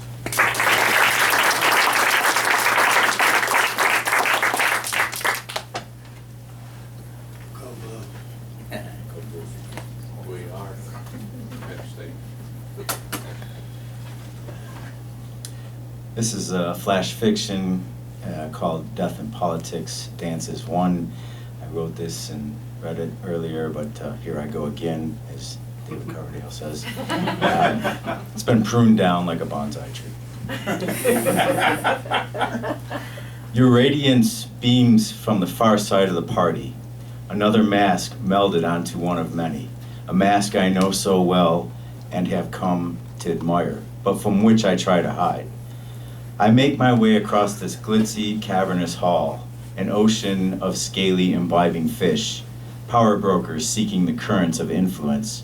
You've cautioned me. A wrong word, an offensive gesture, a lame joke, and our efforts could go up in Hindenburg flames. My father died only hours ago, and yet here we are, obligated to this sticky, overblown event. A hyped-up fundraiser designed to propel my campaign into the rarefied air of nomination. The lights dim, the band strikes up, and we step onto the floor for a slow number. Couples jockey around us to steal glances or greedily reach for the edges of our spotlight. You are beautiful, stunning. Your eyes sparkle with intent, but I can't quite read if it's pitying amusement, malevolent triumph, or a toxic mix of both. Time and again, I've betrayed myself, believing I overcame my acquiescence to your domineering will. But I'm a weak-minded individual, a person who needs discipline, a wimp. Only a few hours ago, you killed my father. Business as usual for you. You urged me, but when I couldn't do it, you snatched the vial and strode purposefully into his room. You told me our path required a fresh start and inheritance money. You asked, what good is the old man now that he was felled by stroke, unable to communicate? You said he'd want me to do it. He'd demand that I do it. You told me that killing him was actually showing my love for him, honoring him, and honoring myself. I thought I could do it, but I wasn't strong enough to accept your jagged love. I'm not the bold conqueror you've painted for the world. You know, I'm a man who suffers if I don't please. I get collared back into line upon the mere hint of a misstep. You understand and prey upon my proclivities. But we both enjoy the power grab game with its dark, subjective arousals. With calculated moves, you cleared a path on which I walked in veneration, while enthused sycophants praised and supported. Now we're almost at the peak of our desire. Your palm pressures mine, deftly leading with decisive steps. Dancing is not my thing, yet I'm always amazed at how good you make me look. Your presence shimmers and shape-shifts synchronically. Helpless feelings threaten to dissolve me. You were so gentle, disconnecting his IV and delicately sliding in the syringe. He looked up at you with trust. It all seemed so innocent. Then he jerked in spasms, eyes wide with fear, teeth chomping, spittled lips twitching.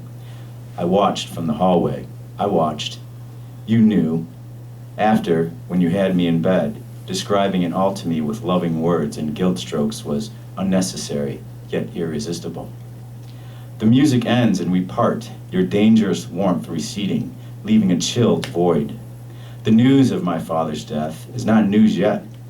We'll go home and put on our shocked and grieving death masks before announcing the tragedy to the world. We exit amid glaring camera phone flash as the valet gets out of the Maserati.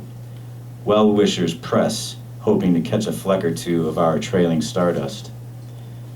You tell me the evening was an unqualified success.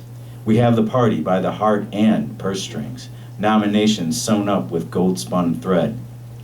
Twisty canyon roads have my attention, but I keep thinking of you as cold-blooded, reptilian.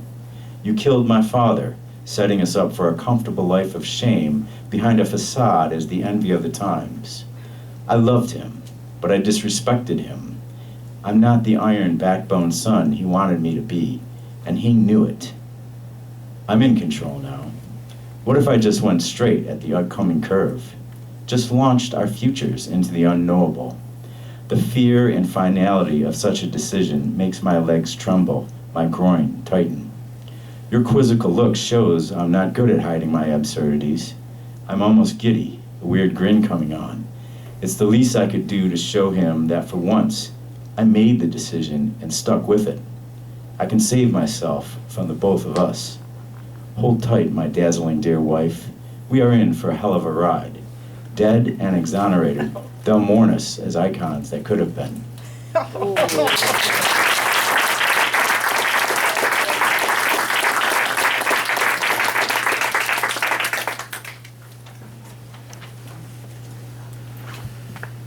Jane Paffenbarger Butler was raised in the Hudson Valley of New York with over 70,000 acres of trees out the back door. Her memoir, You'll Get Over It, Jane Ellen, results from daring herself to share the facts of her life despite growing up in isolation amid a culture of secrets. An excerpt won for nonfiction at the Philadelphia Writers' Conference in 2017, and she is a two-time winner of the Westchester Story Slam and is presently featured in an online blog at Psychology Today called Healthy Connections. Please join me in welcoming Jane.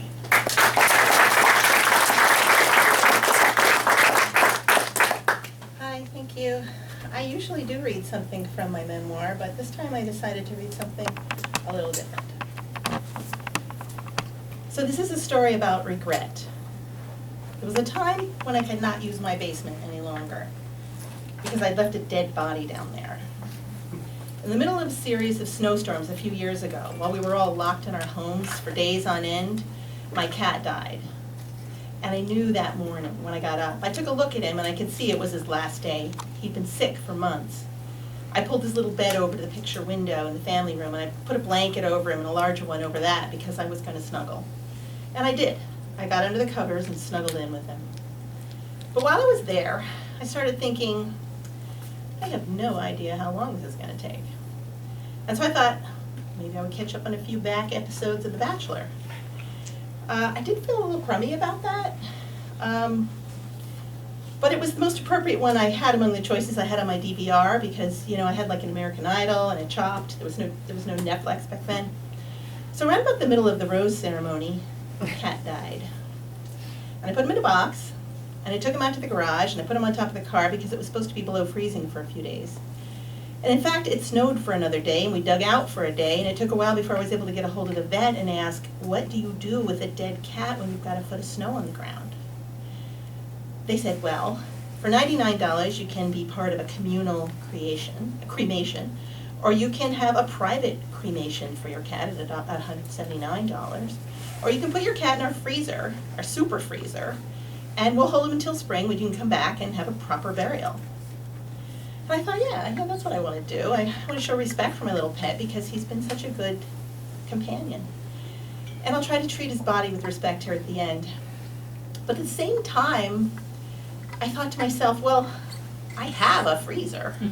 And it has like a super freeze element at the top, so I don't really need to borrow anybody's freezer. So I get off the phone, and I grab the box, and I go down to the basement, and I open the freezer compartment, I put the burritos and the corn and everything else down below the lower compartment, and I start hacking away at the ice with a screwdriver. And I'm chipping away, and the ice is flying, and I'm thinking, this actually feels a little dicey. Like, I'm not really sure about this. But then I think, well, I am a trained scientist.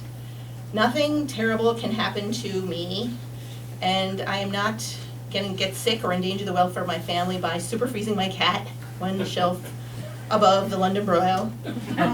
So I grab the box and I put it on the shelf, and before the door is even closed, it is quite clear to me it's not going to fit. It's like this much.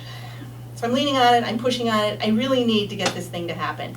So I shove it shut, shove the door shut, I take the key and I lock it, but it bulges. At the gasket there's this little space. And I think, I wonder how much this will bother me, like till spring, to see this door bulging, and to know that I was risking the contents of my freezer and possibly a decomposing cat. So I decide it's more than I can bear, and I make the tough decision right then and there that I am going to have to transfer the body to another box. That way, I can shut the freezer door, and that is suddenly becoming sort of minimum requirement. That is, if you're going to have a dead cat in your freezer, you should be able to shut the door. So I'm also thinking that I'm going to have to pretend every time I come to the basement that my dead cat is not on the top shelf, like when I'm going to get ground beef meatballs. And then I'm thinking, well, how many people are likely to come to my basement between now and spring that I am going to have to report to them, watch out for the top shelf. So then I think on their behalf, I will label the box, to sort of avoid confusion. But then my cat's name was Carrot. This seems like it's the opposite effect. So I'm a little squeamish about transferring the body, but I know I can do it. I put my hands under it, and I'm going to lift this animal up in one fell swoop so as to minimize the risk of learning what kind of state he is in a week after he died. It's enough to know that he's rigid and very uncat-like. So I lift him up and I move him over to the new box, but I can see right off it's a smidge small. There's some persuasion required, and I am sort of pushing and squishing and forcing and cajoling, and I get him in and I tape it shut and I put it on the top shelf and shut the door, and yeah, definitely fits. So the big regret in all of this was that I couldn't use my freezer or my basement for a while. I couldn't go down there. I felt like I would rather get in my car and drive to the grocery store to get fish sticks than set foot in my basement. It's not just that, I had a pantry down there too, and I couldn't even think of getting a bag of chips. So this is a story about regret. What I didn't regret about this situation was that I kept my kitty near me and not near people who didn't appreciate the idea that he would be most at home in this awkward moment of limbo, in my freezer, in my basement. I regretted the whole thing, except for that. Thank you.